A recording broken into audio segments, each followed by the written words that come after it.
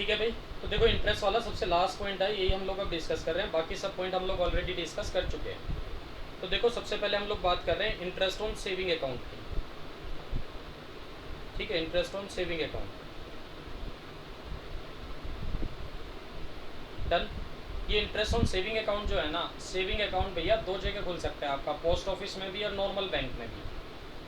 अगर आपने post office में सेविंग अकाउंट खोला हुआ है और वहाँ से आपको ब्याज मिला, तो उसमें दो बातें हैं। एक तो आपको एग्जाम्पशन मिलेगी 3500 रुपये तक की, 3500 तक एग्जाम्प्ट हो जाएगा, और 7000 इन केस ऑफ जॉइंट अकाउंट। तो अगर जॉइंट अकाउंट आपने खोला हुआ है ना पोस्ट ऑफिस में, तो कितना एग्जाम्प्ट हो जाएगा? 7000। और अगर इंडिविजुअल अकाउंट खोला हुआ है तो कितना इंटरेस्ट एग्जाम्प्ट हो जाएगा? 3500। तो देखो यहाँ एग्जाम्पशन की बात कर रहे हैं हम लोग, डिडक्शन की बात कर रहे हैं।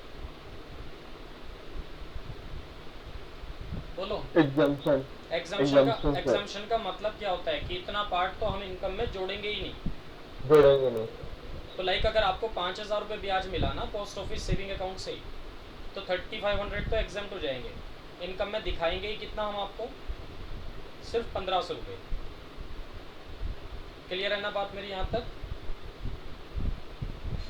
चलो अच्छा, अगर आपको इंटरेस्ट मिला ही 5000 है सिर्फ, 5000 कह रहा हूँ, 3000 मिला है, तो 3000 मिला है भाई, अप टू 3500 तक तो वैसे ही एग्जाम्प्ट होता है।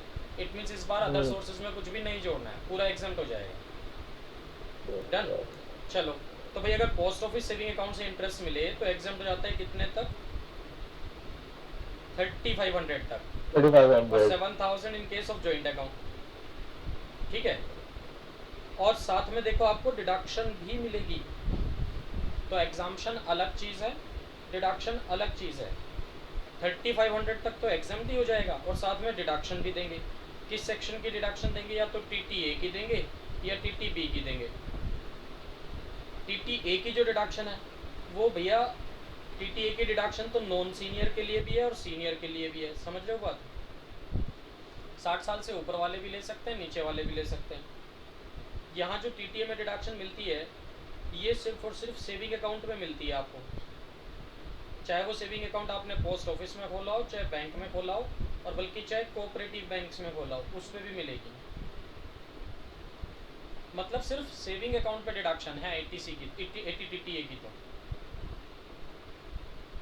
80 TTA की जो डिडक्शन है वो सिर्फ सेविंग अकाउंट पे जो इंटरेस्ट मिलता है उसकी है। और मैक्सिमम कितनी डिडक्शन ले सकते हैं आप? 10,000 की। और ये जो 10,000 की भाई डिडक्शन है ना मैक्सिमम, ये इन एडिशन टू एग्जाम्पशन है। मतलब एग्जाम्पशन जो है ना ये 3500 की सेक्शन 1015 में 3500 तक हम एग्जाम्प्ट कर देते हैं आपके, इसके अलग है डिडक्शन। बताओ यहाँ तक ये पॉइंट क्लियर हुए क्या आपको? हाँ जी सर। तो सबसे पहली चीज़ interest on post office saving account की बात हो रही है। क्या कह रहा है? 3500 तक तो भैया एग्जाम्प्ट ही हो जाएगा, उसके अलग आपको डिडक्शन भी मिल सकती है। और डिडक्शन या तो TTA की या TTB की। जो TTA की डिडक्शन है वो सीनियर और नॉन सीनियर दोनों सिटीजन के लिए होती है। ठीक है, और जो TTA में आप जो डिडक्शन दे रहे हो वो सिर्फ और सिर्फ इंटरेस्ट ऑन सेविंग अकाउंट के लिए होती है, FD RD वगैरह के लिए नहीं होती। और मैक्सिमम 10,000 की डिडक्शन मिलती है और 3500 के अलग है। तो इन शॉर्ट अगर आप ऐसे समझ लो कि आपको ना interest on post office saving account मिला 15,000 रुपये, उस 15,000 में से पहले 3500 तो ऊपर ही एग्जाम्प्ट हो जाएंगे, तो अदर सोर्सेज में इनकम में दिखाओगे कितना आप? 11,500 रुपये। फिर नीचे 80 TTA में डिडक्शन ले लेना, मैक्सिमम कितने की? 10,000 रुपये की। तो इन शॉर्ट एक तरह से 13,500 रुपये आपके एग्जाम्प्ट हो गए। 3500 आपने ऊपर ही एग्जाम्प्ट कर दिए थे और 10,000 की आपने नीचे डिडक्शन दे दी, तो 13,500 तक एग्जाम्प्ट हो गए एक तरह से। क्लियर है बात मेरी? अंजलि, मानसी? Yes sir. चलो ठीक है जी। और देखो अगर मैं अब बात करूँ TTB की डिडक्शन की, तो TTB की जो डिडक्शन है ना भाई, ये डिडक्शन हम सिर्फ और सिर्फ सीनियर सिटीजन को देते हैं, नॉन सीनियर को नहीं मिलेगी। अब एक बार बता, और यहाँ डिडक्शन देखो 50,000 की है। यहाँ जो डिडक्शन मिलती है आपको इंटरेस्ट की मिलती है, वो इंटरेस्ट चाहे सेविंग अकाउंट वाला हो ठीक है, सेविंग अकाउंट चाहे पोस्ट ऑफिस में हो, बैंक में हो, एफडी पे भी मिलेगी डिडक्शन, आरडी पे भी मिलेगी। बट एक चीज़ बताओ, किस सेक्शन में डिडक्शन क्लेम करना बेटर है, टीटीबी में कि टीटीए में? ऑब्वियसली टीटीबी में। सर सीनियर सिटीजन तो सर बी में ही जाएंगे ना? नहीं, टीटीए में नहीं लिखे क्या मैंने सीनियर सिटीजन, देखो जरा ये रे। नहीं सर, पर वो बेटर तो उनके लिए वो है ना। हाँ, मैं यही पूछना चाह रहा हूँ कि देखो बेटर तो टीटीबी है, ठीक है, वहाँ डिडक्शन हर तरह के इंटरेस्ट की है और 50,000 रुपये तक की डिडक्शन ले सकते हैं आप वहाँ, और टीटीए में डिडक्शन सिर्फ 10,000 की है। तो सीनियर सिटीजन को तो डिडक्शन कहाँ लेनी चाहिए?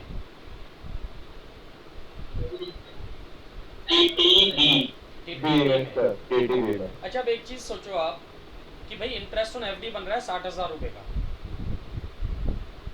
इंटरेस्ट ऑन सेविंग अकाउंट बन रहा है 12,000 रुपये का, और सीनियर सिटीजन है आप, तो आपको क्या करना चाहिए? टीटीबी, टीटीए की दोनों नहीं ले सकते, ये याद रखना। सर मिलेगा तो एक ही। आप ऐसा नहीं कह सकते कि एफडी पे इंटरेस्ट की डिडक्शन मैंने टीटीबी में ले ली जी, 50,000 की मैक्सिमम लिमिट वहाँ ले ली, और सेविंग अकाउंट पे इंटरेस्ट की डिडक्शन मैं टीटीए में ले लेता हूँ। ऐसा नहीं कर सकते आप, है ना। चलो, तो मीन्स टीटीए की डिडक्शन भी अवेलेबल है आपके लिए, टीटीबी भी। तो सीनियर सिटीजन, टीटीबी की जो डिडक्शन है वो सिर्फ सीनियर सिटीजन के लिए है, नॉर्मल सिटीजन नहीं ले सकते इसको, ठीक है भाई, और टीटीए दोनों ले सकते हैं। अब जो interest on normal bank account है, पोस्ट ऑफिस की तो बात खत्म हो गई। अब अगर नॉर्मल बैंक अकाउंट पे इंटरेस्ट, नॉर्मल बैंक अकाउंट कौन सा हो गया हो? पोस्ट ऑफिस के अलग, करंट अकाउंट पे तो इंटरेस्ट मिलता नहीं है, तो इंटरेस्ट ऑन बैंक अकाउंट। अच्छा नहीं, सुनो, ऊपर मैंने लिखा था पोस्ट ऑफिस वाली बात, ये है बैंक अकाउंट, और दोनों ही सेविंग अकाउंट की बात हो रही है। यहाँ किसकी बात हो रही है? सिर्फ और सिर्फ सेविंग अकाउंट की। तो अगर आपको सेविंग अकाउंट आपने कहाँ खोला है, पोस्ट ऑफिस में ना खोल के बैंक में खोला है, उस पर ब्याज मिला है, तो एग्जाम्पशन मिलेगी क्या बताओ? 3500 की एग्जाम्पशन, नो एग्जाम्पशन ऑफ 3500। 3500 की जो एग्जाम्पशन होती है ना, वो 3500 या 7000 वो सिर्फ पोस्ट ऑफिस सेविंग अकाउंट पे होती है। नॉर्मल बैंक अकाउंट में अगर सेविंग अकाउंट खोलोगे उस पर नहीं है, ठीक है। दूसरा, डिडक्शन वगैरह मिलेंगी क्या आपको? बिल्कुल मिलेंगी, डिडक्शन तो मिलेगी भाई, वो टीटीए की भी मिलेगी। ये लो मैं एरो यहाँ बना देता हूँ इसको, रुक जाओ एक मिनट। डिडक्शन तो मिलेगी, सेम चलेगी डिडक्शन तो, टीटीए की भी मिलेगी, टीटीबी की भी मिलेगी। देख लेना सीनियर है आप कि नॉन सीनियर है आप। डन, बताओ यहाँ तक बात क्लियर है? बोलो भाई। चलो, अच्छा टाइम खत्म हो जाए तो रीलॉगिन करना, अभी क्लास खत्म नहीं होगी, अभी तो शुरू भी नहीं हुई ढंग से। सुनो, तो देखो 4th पॉइंट में मैंने ये लिखा हुआ है यहाँ कि जो सीनियर सिटीजन है अगर उसने टीटीबी ले लिया तो वो टीटीए नहीं ले सकता। अब इसका एग्जांपल ले लेता हूँ मैं, लो in case of non senior citizen की बात हो रही है भाई, तो नॉन सीनियर हैं तो डिडक्शन 80 टीटीबी तो भूल ही जाओ आप, टीटीए ही ले सकते हैं बस, ठीक है। चलो,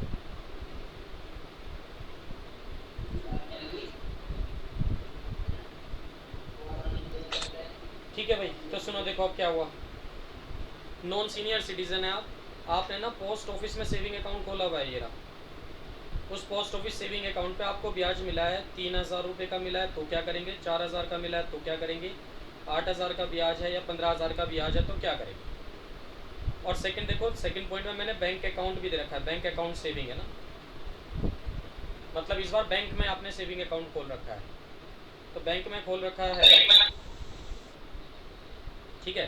तो यहाँ तो मैंने 000 ले लिया, तो बैंक अकाउंट से अगर आपको इंटरेस्ट मिला सेविंग अकाउंट से कितना? 3,000, 4,000, 8,000 और 12,000। तो ये केस 1 हो गया मेरा एक तरह से। ये तो सिर्फ saving post office saving account है, ये सिर्फ नॉर्मल बैंक में सेविंग अकाउंट खोला आपने बैंक में, और इस बार आपने सेविंग अकाउंट देखो दोनों में खोल दिया, ठीक है।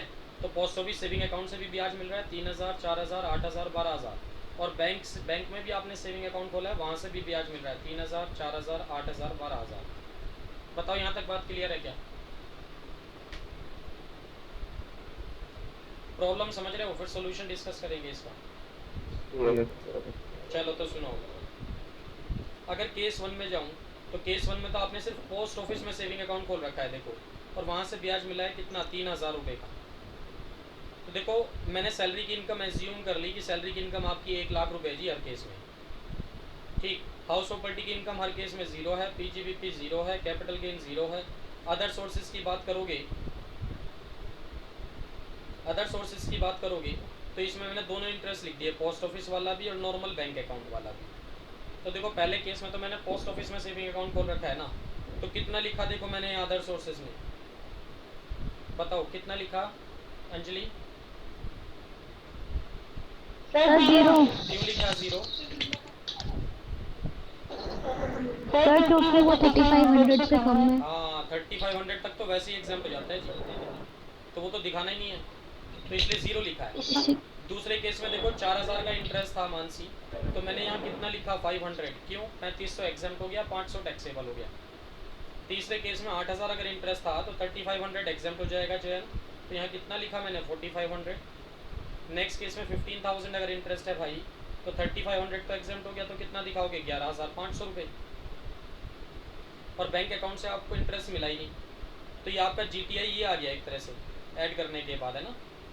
Gross total income 1 lakh salary की इनकम है तो 1 लाख ही आ गया, ये 1 लाख प्लस 500 1 लाख 500 आ गया, ये 1 लाख प्लस 4500 1 लाख 4500 आ गया, ये 1 लाख प्लस 11500 कितना हो गया 1 लाख 11500 हो गया, डन।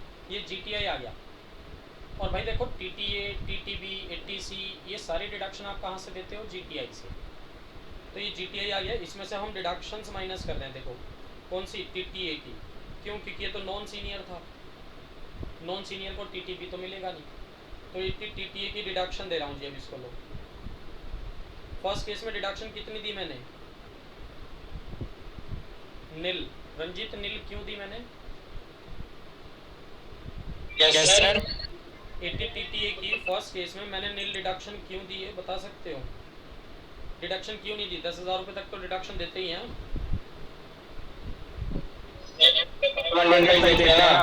हाँ 3500 डिडक्शन देते हैं सर। डिडक्शन ही 3500 तक तो एग्जाम्पशन है, वो तो मैंने ऊपर दे ही दी थी। डिडक्शन भी तो मिलती है टीटीए की 10,000 रुपये तक, तो मैंने क्यों नहीं दी? यहाँ क्वेश्चन बस ये है। हाँ जी जयंत बता सकते हो? सर 10,000 से ज्यादा पे देना था ना, 10,000 थोड़ी देना था। भाई कैसी कैसी बातें कर रहे हो? मानसी तुम बता सकते हो?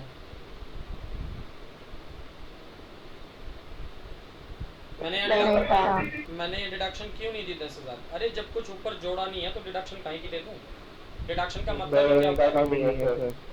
डिडक्शन का मतलब क्या होता है? पहले ऊपर जोड़ेंगे तभी तो देंगे। तो बताओ मैंने यहाँ इंटरेस्ट में कितना जोड़ा? 0, तो डिडक्शन कहीं की दे दूँ मैं? इंटरेस्ट पे डिडक्शन देनी है ना। डिडक्शन तो तब मिलेगी जब इंटरेस्ट पे टैक्स दोगे आप, तो ऊपर इंटरेस्ट जोड़ते तो नीचे डिडक्शन मिलती। क्लियर है बात? चलो सेकंड केस में आ जाओ। नेक्स्ट केस में देखो 4,000 रुपये का इंटरेस्ट था, तो 3500 तो हमने ऊपर ही एग्जाम्प्ट कर दिए थे, तो मैंने यहाँ जोड़े ही कितने थे देखो 500 रुपये,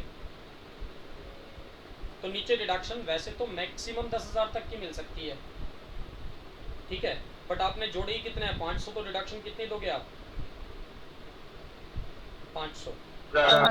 समझ गए बात मेरी अब? यस ठीक है, तो 1,05,000 जीटी आया था, 500 माइनस हो गए 1 लाख। ऐसे नेक्स्ट केस में आ जाओ, 8,000 रुपये का इंटरेस्ट था भाई, तो आपने ऊपर जोड़े कितने थे? 4500, क्योंकि 3500 तो एग्जाम्प्ट ही कर दिए थे। अब आपने जोड़े 4500 हैं, तो नीचे डिडक्शन वैसे तो मैक्सिमम 10,000 तक ले सकते हैं, बट जब जोड़े ही 4500 हैं तो डिडक्शन भी कितनी दोगे? 4500। नेक्स्ट पॉइंट में आ जाओ, 15,000 रुपये का इंटरेस्ट था भाई, तो उसमें से 3500 आपने एग्जाम्प्ट कर दिए, तो ऊपर ऐड कितना किया? 11,500। नीचे डिडक्शन हम मैक्सिमम 10,000 की दे सकते हैं, तो ऊपर 11,500 जोड़े हैं, तो भैया इसका मतलब 11,500 थोड़ी माइनस कर लोगे आप। टीटीए की मैक्सिमम डिडक्शन ही कितनी है? 10,000, तो डिडक्शन कितनी दी मैंने यहाँ? 10,000। बताओ क्लियर है यहाँ तक बात मेरी? Yes, sir. चलो नेक्स्ट केस में आ जाओ। अब नेक्स्ट केस में मैं क्या बता रहा हूँ आपको, अगर बैंक में सेविंग अकाउंट आपने खोला है, वहाँ से ब्याज मिला है तो क्या होगा। ठीक है, चलो जी, बैंक में सेविंग अकाउंट खोल दिया, इस बार पोस्ट ऑफिस में नहीं खोला, तो बैंक में सेविंग अकाउंट से 3000 रुपये का ब्याज मिला है। बताओ 3500 की एग्जाम्पशन दोगे कि नहीं दोगे। नहीं देंगे, No, sir. क्योंकि वो एग्जाम्पशन सिर्फ पोस्ट ऑफिस सेविंग अकाउंट पे होती है। तो अदर सोर्सेज में मैंने कितने जोड़े, देखो पूरे 3000 जोड़ दिए, बट डिडक्शन जो है टीटीए की वो सेविंग, ये बैंक वाला जो सेविंग अकाउंट है उसमें भी मिलती है। तो बस ठीक है, मैंने 3000 की डिडक्शन दे दी नीचे। बताओ क्लियर है बात। ऊपर 3000 ऐड कर दिए पहले, बाद में लेस कर दिए, नेट इफेक्ट जीरो हो गया। ऐसे अगर 4000 रुपये इंटरेस्ट मिले, ऊपर 4000 ऐड कर दिए, नीचे 4000 लेस कर दिए। ऐसे अगर 8000 रुपये इंटरेस्ट मिले, ऊपर 8000 ऐड कर दिए, नीचे 8000 लेस कर दिए। ऐसे अगर 12000 रुपये इंटरेस्ट मिले तो ऊपर 12000 ऐड कर दिए, बट नीचे 12000 लेस नहीं कर सकते ना, क्योंकि टीटीए की डिडक्शन तो मैक्सिमम कितनी लोगे आप, 10,000। बताओ क्लियर है बात मेरी यहाँ तक। Yes, sir. नेक्स्ट केस में आ जाओ। नेक्स्ट केस में क्या हुआ, आपको पोस्ट ऑफिस सेविंग अकाउंट से भी ब्याज मिला और नॉर्मल बैंक अकाउंट से भी मिला, है ना। कितना कितना है, 3000 3000। तो देखो मैंने यहाँ दोनों लिखे हैं। पोस्ट ऑफिस सेविंग अकाउंट वाला तो जीरो लिख दिया, क्यों, क्योंकि 3500 तक एग्जाम्प्ट हो गया। और जो नॉर्मल सेविंग अकाउंट है बैंक में जो खोला हुआ, वो 3000 पूरा लिख दिया। तो दोनों मिला के देखो, जो डिडक्शन है टीटीए की वो दोनों पे है, पोस्ट ऑफिस सेविंग अकाउंट पे भी है, नॉर्मल बैंक अकाउंट पे भी है। तो दोनों मिला के आप डिडक्शन मैक्सिमम कितनी लेंगे, 3000, ये लो। ऐसी नेक्स्ट केस में आ जाओ। अब आप 4000 इंटरेस्ट था भाई, तो पोस्ट ऑफिस का जो 4000 रुपये इंटरेस्ट था, इसमें से 3500 तो गए एग्जाम, तो टैक्सेबल कितना करोगे, 500। और नॉर्मल बैंक वाला जो 4000 है वो तो पूरा का पूरा ऐड करोगे यहाँ, तो टोटल कितना हो गया 4500। डिडक्शन कितनी दे दूँ, 4500। क्लियर है बात। बोलो कंफर्मेशन दो सब। हाँ जी सर, हाँ जी। चलो Yes. ठीक है, यस सर। चलो जी नेक्स्ट पॉइंट में आ जाते हैं। नेक्स्ट पॉइंट में 8000 इंटरेस्ट मिला है आपको। तो देखो पोस्ट ऑफिस सेविंग अकाउंट से 8000 रुपये ब्याज मिला है, उसमें से 3500 एग्जाम, मतलब 4500 टैक्सेबल कर दिए मैंने, और ये 8000 रुपये नॉर्मल बैंक वाले हैं। तो टोटल वैसे तो ये 12500 हो गया, बट टीटीए की डिडक्शन तो हम 10,000 से ज़्यादा ले ही नहीं सकते। ठीक है, ऐसे नेक्स्ट केस मैंने बनाया 12000 भाई, तो 12000 में से 3500 एग्जाम्प्ट हो गया, तो 8500 टैक्सेबल हो गया, और बैंक वाला तो पूरे 12000 टैक्सेबल है। दोनों को जोड़ोगे तो 20500 आएगा। डिडक्शन मैक्सिमम कितनी ले सकते हैं आप, 10,000। क्लियर है बात। ये था जी लो, टीटीए, टीटीबी और इंटरेस्ट ऑन सेविंग अकाउंट।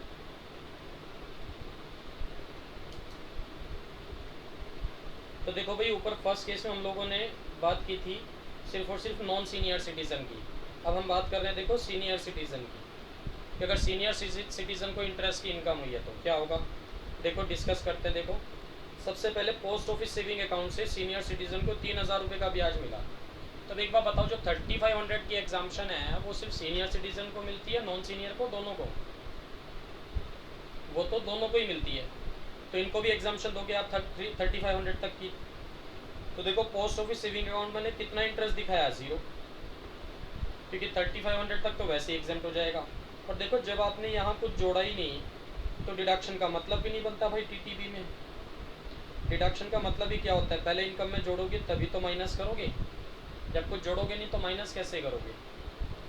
ऐसे ही सेकेंड केस में अगर 4000 का इंटरेस्ट मिला आपको, तो मैंने यहाँ ऐड ही कितना किया, 500, क्योंकि 3500 एग्जाम्प्ट हो गया, 500 टैक्सेबल हो गया, और ये तो है ही नहीं आपका, तो दोनों मिला के 500 हुए ना। तो डिडक्शन भी मैक्सिमम कितनी लोगे आप, 500। ये 8000 रुपये ब्याज है, तो 3500 एग्जाम्प्ट हो गया, 4500 टैक्सेबल किया आपने, तो डिडक्शन भी कितनी लोगे, 4500। ऐसे ही 12000 है तो 3500 एग्जाम्प्ट हो गया, 8500 टैक्सेबल हुआ। ठीक है, तो यहाँ माइनस भी कितना करोगे अब आप, 8500। 50,000 तक की रिडक्शन ले सकते हो ना आप यहाँ तो। ठीक है, चलो सेकंड केस में आ जाओ। सेकंड केस में क्या हुआ भाई, नॉर्मल बैंक अकाउंट से आपको इंटरेस्ट की इनकम आ रही है। ठीक, तो नॉर्मल बैंक अकाउंट से इंटरेस्ट की इनकम आ रही है, तो क्या करूँ, देखो कितना आया, 3000 रुपये की इनकम है। तो देखो एग्जाम्पशन सिर्फ पोस्ट ऑफिस सेविंग अकाउंट पे होती है, बैंक अकाउंट पे नहीं होती। तो 3000 की इनकम है, तो पूरा का पूरा 3000 लिखूंगा मैं यहाँ, एग्जाम्पशन तो मिलेगी नहीं। तो नीचे डिडक्शन भी कितनी मिल गई इसको, पूरे के पूरे 3000 की। तो ऊपर पहले ऐड कर दिया, बाद में लेस कर दिया, यही तो डिडक्शन है। ऐसे ही 4000, तो ये 4000 आ गया, डिडक्शन भी 4000 दे दी मैंने। 8000 एग्जाम्पशन तो मिलनी नहीं है, 8000 ऐड किया, 8000 ही लेस हो गया। 12,000 ही ऐड किया और 12,000 ही लेस हो गया यहाँ। पता क्यों? क्योंकि यहाँ मैक्सिमम लिमिट 10,000 नहीं, कितना चलेगा, 50,000, क्योंकि सीनियर सिटीजन की बात हो रही है। ठीक है, चलो नेक्स्ट पॉइंट में आते हैं। अब अगर आपको इंटरेस्ट दोनों से आ रहा है, पोस्ट ऑफिस से भी आ रहा है, नॉर्मल बैंक से भी आ रहा है, कितना कितना, 3,000 और 3,000। तो देखो पोस्ट ऑफिस वाला 3,000 तो हो गया एग्जेम्प्ट, और नॉर्मल बैंक वाला जो 3,000 है वो टैक्सेबल होगा। तो दोनों मिला के डिडक्शन कितनी ले सकते हो, 3,000 की। ऐसे ही 4,000 रुपये अगर इंटरेस्ट था पोस्ट ऑफिस सेविंग अकाउंट से, तो उस 4,000 में से 3,500 एग्जेम्प्ट हो गए, तो 500 टैक्सेबल करोगे आप यहाँ। और नॉर्मल बैंक अकाउंट के 4,000 पूरे के पूरे आ गए, तो डिडक्शन कितनी लोगे आप, 4,500। ऐसे ही यहाँ देखो 8,000 था, 8,000 में से 3,500 एग्जेम्प्ट हो गए पोस्ट ऑफिस वाले, तो 4,500 टैक्सेबल रहेंगे। और नॉर्मल बैंक वाले 8,000, वो 8 के 8 रहेंगे, तो 8 और 4 12,500 बनता है टोटल मिला के। तो डिडक्शन भी कितनी दे दी हमने, 12,500 की। नेक्स्ट 12,000 है, तो 8,500 ये बचा 3,500 के एग्जाम्पशन के बाद, 12 ये बचा, 12 8 20,500। तो डिडक्शन मैंने कितनी दे दी, 20,500, क्योंकि सीनियर सिटीजन तो 50,000 रुपये तक डिडक्शन ले ही सकता है। नेक्स्ट पॉइंट में अगर मैं आऊँ तो भाई 10,000 ये था, 50,000 ये था। पोस्ट ऑफिस से 10,000 रुपये की इंटरेस्ट की इनकम है और अदर बैंक से 50,000 रुपये की। तो 10,000 में से 3,500 एग्जाम्प्ट हो गए, 6500 तो ये आ गए पोस्ट ऑफिस वाले, और 50,000 जो बैंक वाले वो तो पूरे के पूरे आएंगे। टोटल मिला के वैसे तो ये 56,500 बन रहा है, बट आप 50,000 से ज़्यादा की डिडक्शन ले ही नहीं सकते टीटीबी में।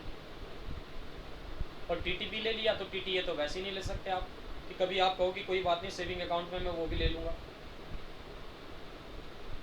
बताओ यहाँ तक कोई डाउट है, कोई कंफ्यूजन है, कोई क्वेरी है तो भाई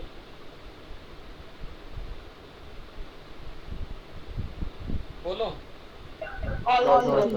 चलो ये था भाई इंटरेस्ट ऑन सेविंग अकाउंट, ठीक है। और बाकी interest on FD, interest on RD, है ना, ये सब हम लोग डिस्कस कर चुके थे। Interest on access payment of tax, वो सब हम डिस्कस कर चुके थे। अब एक छोटा सा टॉपिक और बचा है, इंटरेस्ट ऑन सिक्योरिटीज़ वाला। इंटरेस्ट ऑन सिक्योरिटीज़ में क्या होता है, लाइक डिबेंचर्स में इंटरेस्ट मिल रहा है, बॉन्ड्स में इंटरेस्ट मिल रहा है, उसकी बात अगर हम और कर लें तो ये चैप्टर ख़त्म है फिर। तो लो जी इंटरेस्ट ऑन सिक्योरिटीज़ की बात और कर लेते हैं।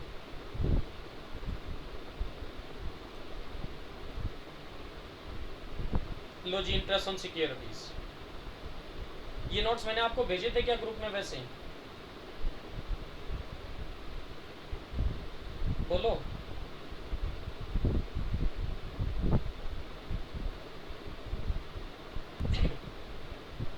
तो लो जी इंटरेस्ट ऑन सिक्योरिटीज़ की बात और कर लेते हैं। तो इंटरेस्ट ऑन सिक्योरिटीज़ मतलब डिबेंचर्स, बॉन्ड्स, इस तरह की जो भी चीज़ें हैं, बाकी बची कुछ सब इसमें डाल दिया इंटरेस्ट। तो देखो वो ये कहना चाह रहा है कि भाई इंटरेस्ट जो मिलेगा ना सिक्योरिटीज़ पे, वो सिक्योरिटीज़ दो तरह की हो सकती हैं, या तो पब्लिक सेक्टर सिक्योरिटीज़ होंगी या फिर प्राइवेट सेक्टर सिक्योरिटीज़ होंगी। पब्लिक सेक्टर मतलब गवर्नमेंट कह सकते हैं, और पब्लिक सेक्टर का मतलब पब्लिक कंपनी मत समझ लेना। क्या पब्लिक कंपनी पब्लिक सेक्टर में है क्या, बताओ। क्या public company is equal to public sector होता है क्या?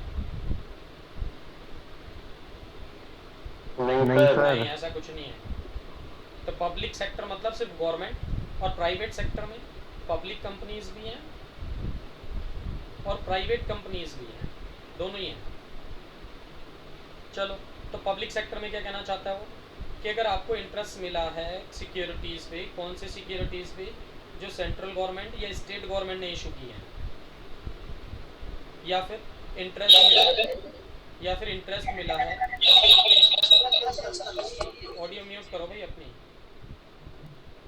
या फिर इंटरेस्ट मिला है आपको नोटिफाइड पब्लिक सेक्टर बॉन्ड्स में। तो या तो क्या लिखा हो क्वेश्चन में कि interest on securities issued by central government, state government है, या फिर क्या लिखा हो interest on notified public sector bonds लिखा हो। और प्लस दूसरी कंडीशन क्या है, इन सिक्योरिटीज़ पे जो इंटरेस्ट है ना वो 6% से ज़्यादा ना हो। तो मतलब कितना हो, equal to and less than 6% होना चाहिए। ब्रैकेट वाली बात बाद में करेंगे। अगर ये दोनों कंडीशन सेटिस्फाई हो गई तो एग्जेम्प्ट है। एग्जेम्प्ट है मतलब टैक्स ही नहीं देना है, टैक्सेबल ही नहीं है। बोलो बात यहाँ तक क्लियर है क्या? क्या कहना चाह रहा है? क्या कहना चाह रहा है? या तो इंटरेस्ट ऑन सिक्योरिटीज हो, कौन सी सिक्योरिटीज, सेंट्रल गवर्नमेंट या स्टेट गवर्नमेंट वाली, या फिर interest on notified public sector bond हो, प्लस जो उन पे इंटरेस्ट है ना वो 6% या उससे कम होना चाहिए, तो एग्जेम्प्ट हो जाएगा। एग्जेम्प्ट हो जाएगा मतलब कंप्लीटली एग्जेम्प्ट हो जाएगा, मतलब टैक्स ही नहीं देना है। ऐसा नहीं कि टीडीएस नहीं देना है, ना टीडीएस लगेगा ना टैक्स लगेगा। और इस 6% वाली बात का ना एक एक्सेप्शन है भाई, 7% कैपिटल इन्वेस्टमेंट बॉन्ड्स। इसका क्या मतलब हुआ? वही कहना चाह रहे हैं, देखो वैसे तो 7% कैपिटल इन्वेस्टमेंट बॉन्ड का मतलब उन पे ब्याज 7% मिलेगा, तो 6% से ज़्यादा हुआ कि नहीं हुआ? बिल्कुल हुआ, बट वो फिर भी एग्जेम्प्ट है। 6% से ज़्यादा है फिर भी एग्जेम्प्ट है। अभी तो हम लोग क्या पढ़ रहे थे कि एग्जेम्प्ट कब होगा? जब 6% से कम होगा, बट क्या कह रहा है वो? 6% से ज़्यादा है फिर भी एग्जेम्प्ट है, ये इसका एक्सेप्शन हो गया। चलो जी आगे चलते हैं। तो मीन्स अभी हम लोगों ने क्या पढ़ा कि इंटरेस्ट ऑन सिक्योरिटीज़ होना चाहिए, गवर्नमेंट सिक्योरिटीज़, प्लस उस पर ब्याज 6% से कम होना चाहिए, तो वैसे ही एग्जेम्प्ट हो जाएगा। अदरवाइज मतलब अगर किसी भी एक कंडीशन का कॉन्ट्रावेंशन हुआ तो आप अदरवाइज में चले जाएंगे। अब अदरवाइज में फिर से दो बातें हैं। अगर वो सिक्योरिटीज़ आपकी कौन से वाली हैं? 8% टैक्सेबल सेविंग बॉन्ड्स वाली हैं या फिर अदर्स वाली हैं। तो क्वेश्चन में अगर दिया हो interest on 8% taxable saving bonds, तो क्या करना है भाई? अब उसमें फिर से दो बातें, 8% टैक्सेबल सेविंग बॉन्ड्स में फिर से दो बातें हैं कि उन पे जो इंटरेस्ट है नॉट मोर देन 10,000 है, मतलब equal to and less than 10,000 रुपये इंटरेस्ट है, और दूसरे केस में मोर देन 10,000 इंटरेस्ट है। तो 8% टैक्सेबल सेविंग बॉन्ड पे जो ब्याज मिला, अगर वो 10,000 रुपये या उससे कम है तो भैया टैक्सेबल तो है बट टीडीएस नहीं कटेगा। तो मान लो इंटरेस्ट में 8% टैक्सेबल सेविंग बॉन्ड आपको कितना मिला? 8,000 रुपये मिला, मतलब 8,000 रुपये ब्याज बनता है, तो मिलेगा भी कितना? 8,000 मिलेगा, टीडीएस नहीं कटेगा। अदर सोर्सेज में भी कितना दिखाओगे? पूरा 8,000 दिखाओगे। इसी तरह से मान लो 8% टैक्सेबल सेविंग बॉन्ड पे जो इंटरेस्ट बन रहा है वो 10,000 बन रहा है, तो बन ही 10,000 रहा है, तो मिलेगा कितना? मानसी बता सकते हो मिलेगा कितना?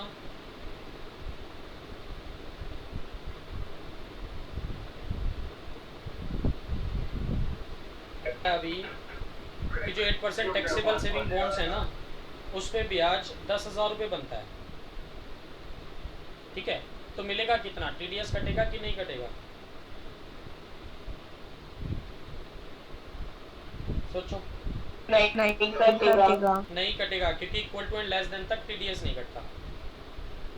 तो मिलेगा कितना? पूरे 10,000 मिलेंगे, बनता भी 10 था, मिलेंगे भी 10, और अदर सोर्सेज में भी कितना दिखाओगे? पूरा 10 ही दिखाओगे, ठीक है। अब बताओ रंजीत, मुझे बताओ, तुम रंजीत है क्या यहाँ? रंजीत मुझे बताओ 8% टैक्सेबल सेविंग बॉन्ड्स पे जो ब्याज है ना यार 12,000 रुपये बन रहा है, बन तो 12,000 रुपये है, बट मिलेगा कितना? तो देखो इस बार क्योंकि 10,000 रुपये से ज़्यादा है तो उस पर टीडीएस भी कटेगा, 10% टीडीएस कट जाएगा, तो 12,000 का 10% टीडीएस अगर कटेगा तो पूरे का ही कटता है ना, तो 12,000 का 10% मतलब 1,200 टीडीएस कट जाएगा, तो मिलेगा 10,800 मिलेगा। Yes sir. बनता था 12,000, मिलेगा 10,800, और अदर सोर्सेज में कितना दिखाओगे? पूरा 12,000, क्योंकि अदर सोर्सेज में तो ग्रॉस इनकम है। तो ये बात बताई बस मैंने Jatin and Jayant, 8% taxable saving bonds पे अगर ब्याज मिले, वो ब्याज कितना हो? 10,000 रुपये या उससे कम हो, तो टैक्सेबल तो है बट टीडीएस नहीं कटेगा, और अगर 10,000 क्रॉस कर गया तो भैया टैक्सेबल भी है प्लस टीडीएस भी कटेगा 10%, ठीक है। अब अदरवाइज के भी अदर्स में चला गया, तो मतलब अदरवाइज में हम लोग क्या पढ़ रहे थे? 2 पॉइंट थे, या तो 8% टैक्सेबल सेविंग बॉन्ड्स है या फिर उसको छोड़ के कुछ और है। तो अदर्स केसेस में क्या होगा? टैक्सेबल तो है बट टीडीएस नहीं कटेगा गवर्नमेंट सिक्योरिटीज। चलो तो ये तो बात की हमने किसकी, public sector private sector, public sector की। हाँ कुछ पूछना चाह रहे हो भाई, कौन है बताओ, ये आपस में बात कर रहे हो? चलो सुनो, वापस आते हैं। लो जी, इंटरेस्ट ऑन प्राइवेट सेक्टर की बात और कर देता हूँ भाई। तो इंटरेस्ट ऑन प्राइवेट सेक्टर में पब्लिक कंपनी भी है, प्राइवेट कंपनीज भी हैं, है ना। इसको मैं नीचे ले आया, देखो एरो बना के ये वाला। तो interest on private sector securities में दो बातें हैं। अगर वो इंटरेस्ट ऑन डिबेंचर्स है, इंटरेस्ट ऑन डिबेंचर्स है, प्लस वो डिबेंचर किसने इशू किए, वाइडली हेल्ड कंपनीज ने इशू किए। वाइडली हेल्ड कंपनी का मतलब जिन्होंने पब्लिक इशू निकाला हुआ है, जिसमें पब्लिक का पैसा लगा है, प्लस उस पर जो इंटरेस्ट है वो 5,000 रुपये से ज़्यादा नहीं है, not more than, it means equal to and less than 5,000 रुपये है। फोर्थ वन, आप जो इंटरेस्ट का पेमेंट कर रहे हैं वो अकाउंट पे ही चेक से कर रहे हैं। एंड लास्ट वन में मैंने क्या लिखा, not TDS but taxable. TDS तो नहीं कटेगा बट टैक्सेबल तो है। और ये चारों कंडीशन ना साइमल्टेनियसली चाहिए, मतलब एक साथ चाहिए।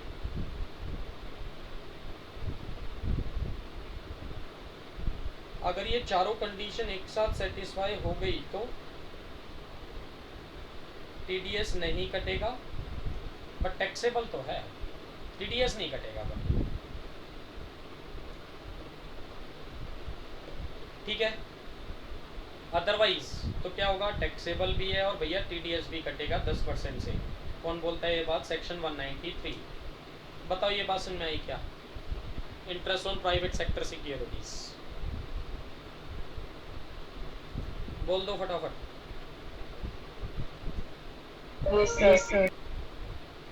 ठीक है भाई, जयंत, जतिन, अंजलि, हाँ जी सर, हाँ जी। ठीक है। Yes sir. तो भाई इंटरेस्ट ऑन प्राइवेट सेक्टर में याद रखना, अगर इंटरेस्ट ऑन डिबेंचर्स है, issued by widely held company है, अच्छा सब ऐसे समझो आप, इंटरेस्ट ऑन डिबेंचर तो है बट वो डिबेंचर्स किसने इशू किए हुए हैं, क्लोजली हेल्ड कंपनी में, तो क्या होगा बताओ, टीडीएस कटेगा या नहीं कटेगा, कटेगा क्योंकि वो इधर चला जाएगा। मैंने तो एक आधा चारों कंडीशन एक साथ चाहिए। चलो इंटरेस्ट ऑन डिबेंचर भी है, issued by widely held company भी है, बट जो इंटरेस्ट है ना वो 6,000 रुपये बन रहा है, तो बताओ टीडीएस कटेगा कि नहीं कटेगा, कटेगा। 1,000 रुपये की 6,000 रुपये, फुल 6 के 6,000। टीडीएस जब कटता है फुल अमाउंट पे कटता है, ठीक है। चलो मान लेते हैं इंटरेस्ट ऑन डिबेंचर भी है, वाइडली हेल्ड कंपनी भी है और इंटरेस्ट 5,000 रुपये का है, ये चलो 4,000 का है, बट जो आप पेमेंट कर रहे हो अकाउंट पे ही चेक से नहीं कर रहे हो, बियरर चेक से कर रहे हो, तो तब भी कटेगा। भी कटेगा, चाहे पड़ी 5,000 से कम हो, ठीक है। ये बातें थी सब, चलो ठीक है। तो ये इंटरेस्ट ऑन सिक्योरिटीज़ भी हमारा ख़त्म हो गया। अब इसके साथ कॉन्सेप्ट तो हमारे हो गए पूरे इसके अदर सोर्सेज के। अब इसके क्वेश्चन देखने हैं भाई, जरा देखना, गिफ्ट वाले क्वेश्चन तो मैंने सारे करा दिए थे आप लोगों को, और क्वेश्चंस देखते हैं इसके लिए।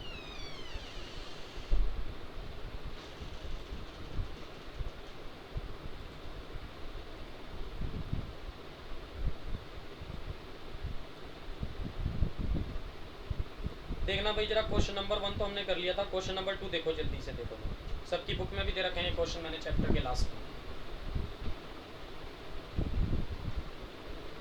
चलो सुनो जी लोग, क्वेश्चन नंबर 2 देख रहा हूँ।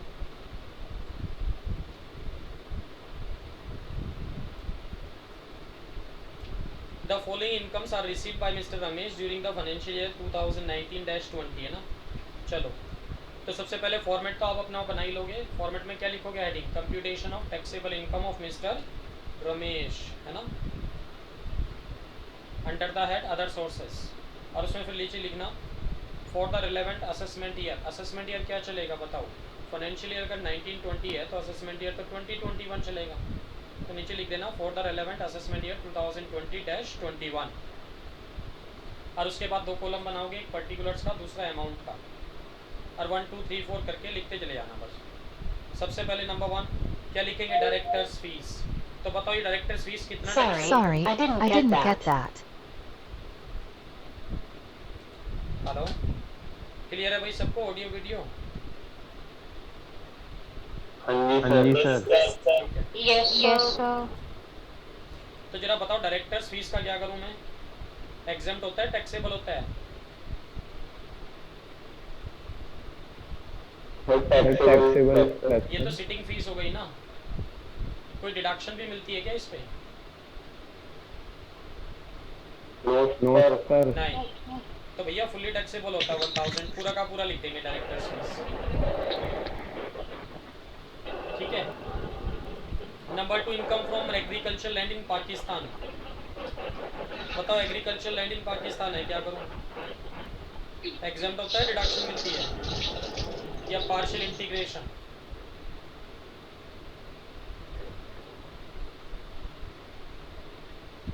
एग्जाम्प्ट है। Taxable है।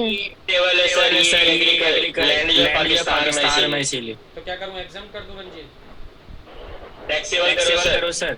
सर taxable होगी। अच्छा, पार्शियल इंटीग्रेशन तो नहीं लगाओगे? Yes sir. पार्शियल इंटीग्रेशन लगाओगे? Yes. बताओ partial integration, exempt partial integration तो नहीं लगेगा, ये बताओ। नहीं, क्योंकि पार्शियल इंटीग्रेशन भी इंडियन नहीं, एग्रीकल्चर सर। इनकम का था वो। तो मानसी सुनो, गड़बड़ कर रहे थे, ये पाकिस्तान इंडिया में नहीं है, तो इंडियन एग्रीकल्चर इनकम एग्जाम्प्ट होती थी या पार्शियल इंटीग्रेशन लगता था। अगर एग्रीकल्चर इनकम बाहर की है तो फुल्ली टैक्सेबल होता है जी, 6 के 6000 रुपये ऐड कर दो। Ground rent for land in Pathankot, ये भी फुल्ली टैक्सेबल है जी, 11 के 11000 रुपये। No exemption, no deduction. चलो जी नेक्स्ट में आ जाओ। Interest on postal saving bank account कितना मिला? 500 रुपये। बताओ कितना लिखूं? पूरा एग्जाम्प्ट हो जाएगा, क्योंकि 3500 तक एग्जाम्प्ट होता है, अभी पढ़ा है। Yes sir. अच्छा, डिडक्शन दूं क्या इस पे? फिर टीटीए की डिडक्शन दूं, टीटीबी की दूं इसको, या ए प्लस बी बोथ दूं?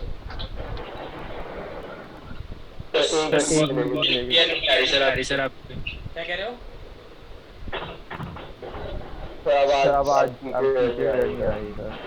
ऑडियो में गड़बड़ हो गई है।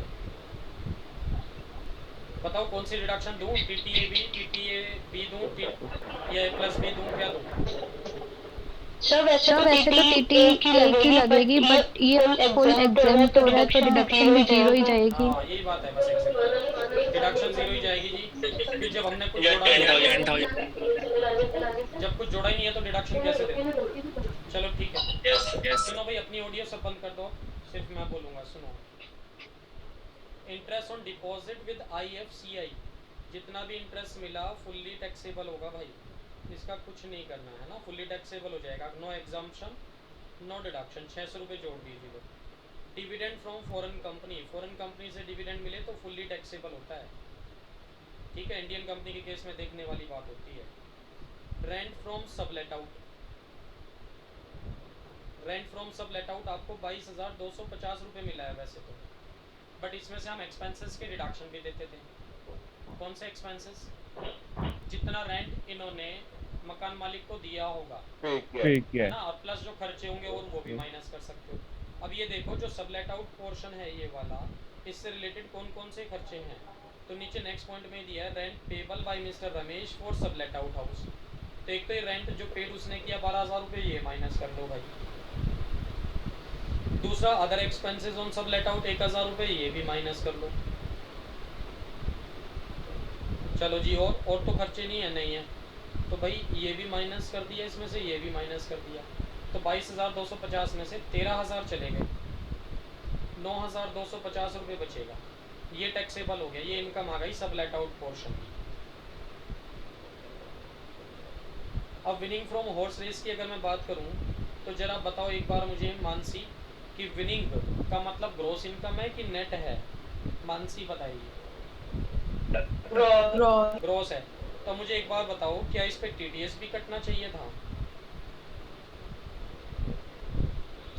कितने परसेंट?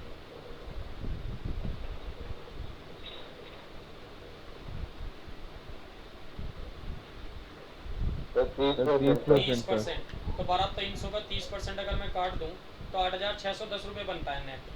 तो इसका मतलब आपको मिले तो 8,610 होंगे, बट अदर सोर्सेज में दिखाओगे कितना? तो 12,300 पूरे 12,300 ही दिखाओगे, क्योंकि यहाँ तो ग्रोस इनकम दिखाते हैं, नेट से मतलब नहीं होता। ठीक है, चलो इंटरेस्ट ऑन सिक्योरिटीज 4,000 रुपये, तो बताया नहीं इसके बारे में कहाँ से है, तो हम तो फुल्ली टैक्सेबल कर देंगे इसको भी 4,000 रुपये। 4,000, एक मिनट रुक जाओ, लो जी 4,000 रुपये है ना। ये सब अगर ऐड कर दूँ तो टोटल इनकम आ जाएगी आपकी अदर सोर्सेज की। जोड़ देते हैं, कितना आता है जी? 1,000 plus 6,000 plus 11,000 plus 600 plus 700 plus 9,250 plus 12,300 plus 4,000 है ना। ये आ गया जी 44,850 रुपये इनकम आती है। यही आंसर है बस। ठीक है, स्क्रीनशॉट ले लो इसका सॉल्यूशन का, काम आएगा बाद में।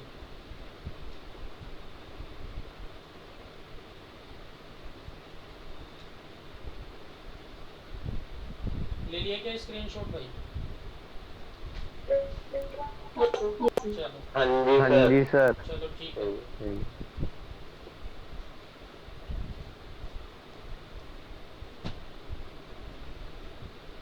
चलो जी, तो देखो ऐसा है, ये वाला क्वेश्चन तो आपको करना ही नहीं है, क्वेश्चन थर्ड तो। क्वेश्चन फोर्थ ये हम कर चुके थे, फिफ्थ भी कर चुके थे, सिक्स्थ पे आ जाओ जरा, या सिक्स, चलो कोई बात नहीं, ये सिक्स्थ बाद में कर लेंगे, अच्छा क्वेश्चन है, पहले आसान से कर लेते हैं थोड़े से। ये 8th क्वेश्चन फटाफट अभी के अभी करके दिखा दो सब लोग, कर सकते हो क्या? कोशिश करो। लो जी, क्वेश्चन नंबर 8 का सोल्यूशन एक बार चेक कर लो आप लोग।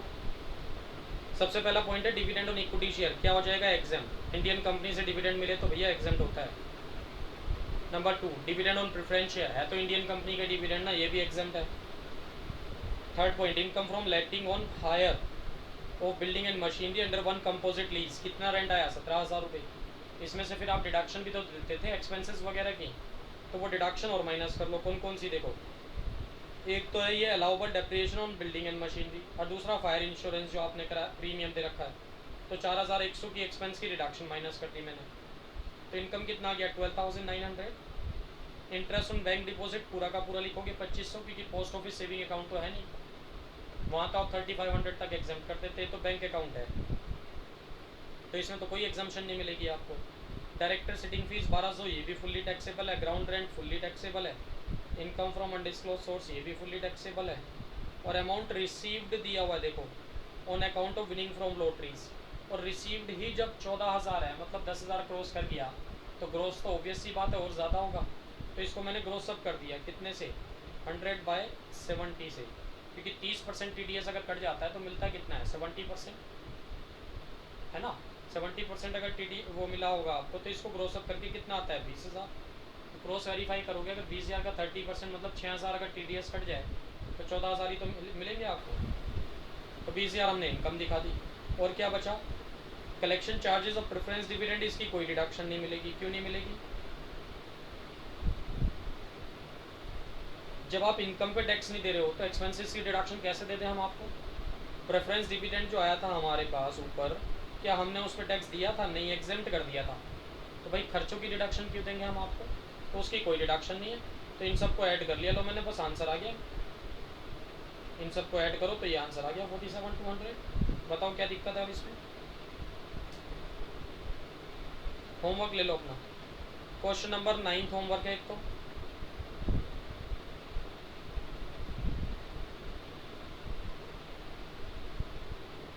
क्वेश्चन नंबर 10 भी होमवर्क है,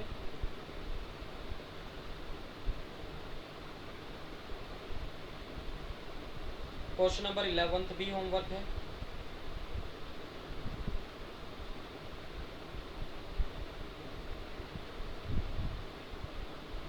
और 12th भी होमवर्क है जी लोग। बल्कि 12th के काफ़ी सारे पॉइंट्स तो हम लोग ऑलरेडी डिस्कस कर अच्छा मैंने डिस्कस नहीं किए थे, होमवर्क में दिए थे वो पहले भी, कि गिफ्ट वाले सारे पॉइंट्स पढ़ लेना है जिसके, तो गिफ्ट वाले सारे पॉइंट्स आप पहले पढ़ चुके होंगे, बाकी बचे भी आप पढ़ लेना। तो ये भी हो गया जी लो 12th भी। अब मेरी तरफ से कौन कौन से क्वेश्चन बचे हैं इसके जो हम लोग नेक्स्ट क्लास में डिस्कस करेंगे।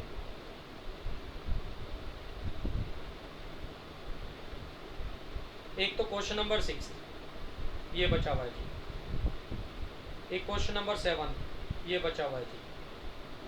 बस 6 और 7 दो क्वेश्चन बचे हैं, तो नेक्स्ट क्लास में दो क्वेश्चन तो खत्म हो ही जाएंगे, कुछ नया भी शुरू कर देंगे।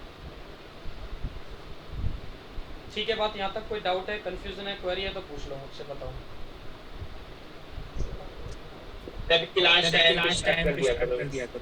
लास्ट टाइम पे तब स्टार्ट करूंगा जब तुम लॉगिन उस पे करोगे। तुम्हारे लिए ना ये रूंगा चल रहा है रंजीत, तुम्हारा पता नहीं सिलेबस कितनी बार हो गया। जब तक सबके बेचारा का लॉगिन नहीं होगा मैं कैसे जो स्टार्ट कर दूं क्लास टाइम पे। मैं तो 10-10 पे स्टार्ट कर दिया था, 10-10 का मतलब। अब तुम्हारा अगर लॉगिन ना हो पाए तो मैं छोड़ दूं, ट्राई भी ना करूं एक बार कि चलो कोई बात नहीं अपने आप देखेगा। कैसा लगेगा तुम्हें तुम्हारे साथ अगर ऐसा हो तो बाकी स्टूडेंट्स का भी सोचो, ठीक है, बाकी स्टूडेंट्स का भी सोचो भाई, अपना नहीं सोचो। चलो thank you sir, thank you और सर। कोई डाउट है, कंफ्यूजन है, क्वेरी है तो बताओ भाई। No sir. चलो जी ठीक है, मैं स्क्रीन रिकॉर्डिंग जो मैंने की है इसका लिंक भेजूंगा, इसको भी चाहो तो आप देख सकते हो एक बार, है ना। ठीक है, okay sir. Thank you, sir. Thank you sir. Okay जी, bye. Thank you sir. Bye, bye, thank you. Bye bye.